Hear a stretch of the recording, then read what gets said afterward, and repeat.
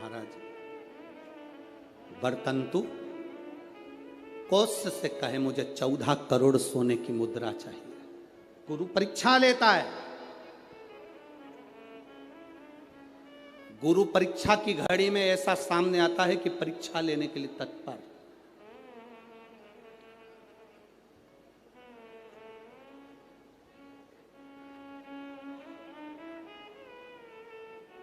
ली परीक्षा, 14 करोड़ सोने की मुद्रा। कौत्स गया तुरंत राजा रघु के पास।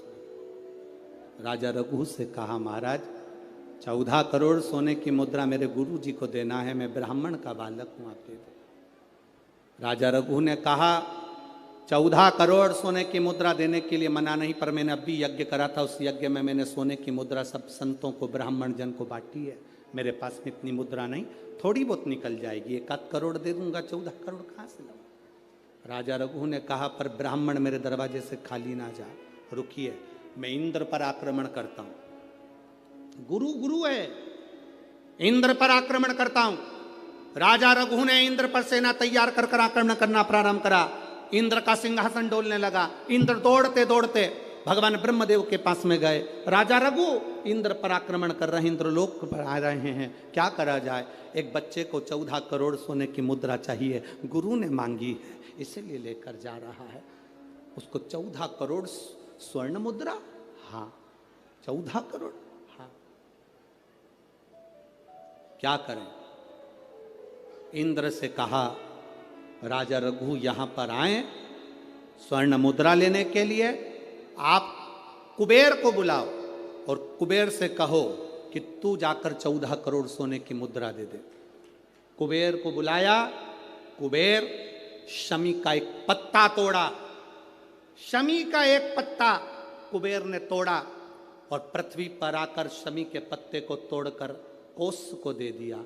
कोस ये शमी का पत्ता ले। कोस ने कहा मुझे 14 करोड़ स्वर्ण मुद्रा चाहिए, ये पत्ते का क्या करूंगा।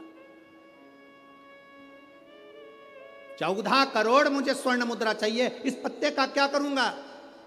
तब कुबेर ने जो पत्ता दिया और कोस से कहा कि यह बर्तन तू महर्षि को ले जाकर दे देना, वह महर्षि समझ जाएंगे इस पत्ते में क्या है। बर्तन तू महर्षि के पास में एक शमी का पत्ता ले जाकर कोस ने दिया। कोस ने जैसे ही दिया, बर्तंतु ने उस पत्ते को अपने सिर से लगा लिया और जान गया ये मेरे महादेव का शमी का पत्र है। एक पत्ते में 14 करोड़ सोने की मुद्रा का फल होता है। 14 करोड़ सोने की मुद्रा का फल एक शमी के पत्ते में होता है। तुरंत बर्तंतु महर्षि ने शंकर की आराधना कर कर शिव जी से हाथ जोड़कर प्रार्थना करी, बाबा प्रकट हो। देवादिदेव महादेव प्रकट होकर कहते हैं बर्तंतु मांगो तुम्हें क्या चाहिए। बर्तंतु कहते हैं बाबा शरदीय नवरात्रि पूर्ण होने पर जो विजयदशमी आए, उस दशमी के दिन जो एक शमी का पत्र भूलवश भी महादेव को समर्पित कर दे, उसकी जिंदगी में कभी संपदा की कमी ना आए। एक शमी का पत्र, एक शमी का पत्ता 14 करोड़ सोने की मुद्रा से प्रबल हो जाता है। एक शमी का पत्र। आज भी कई जगह पर विजयदशमी के दिन, कई स्थानों पर विजयदशमी के दिन शमी के पत्ते का लेन देन होता है। शमी के यहाँ होता है कि नहीं होता हमको स्मरण नहीं है, महाराष्ट्र में तो, पर कई जगह पर होता है। यहाँ पर भी शमी का जो पत्र होता है विजयदशमी के दिन लोग देकर उसको प्रणाम करते हैं, माता पिता को नमन करते हैं। क्यों?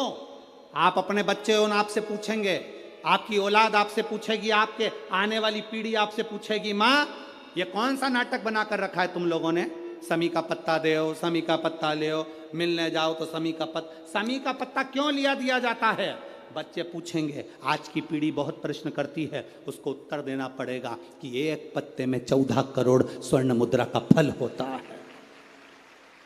एक शमी के पत्र में आज के बच्चे जो प्रश्न करेंगे उसका उत्तर देने के लिए तुम्हें तैयार रहना पड़ेगा। उस उत्तर को तुम्हें देना पड़ेगा कि ये शमी का पत्र विजयदशमी पर क्यों लेन देन किया जाता है, शमी का पत्र क्यों शिव के मंदिर में जाता है, शमी के पत्र की मूलता क्यों होती है, इसको समझाना। एक शमी पत्र में वो फल है। और केवल यही नहीं, शमी के वृक्ष के नीचे, बेलपत्री के वृक्ष के नीचे अगर भूल से भी बच्चा, बूढ़ा, कोई व्यक्ति एक पार्थिव शिवलिंग का निर्माण कर लेता है, भूलवश भी उस पे जल समर्पित कर देता है, भूलवश भी उसके भाव से पुष्प या शमी पत्र या बेलपत्र भी चढ़ा देता है, तो वो इस संसार में कहीं ना कहीं सुख भोगता ही है, उसके जीवन में दुख नहीं। शमी पत्र की मूलता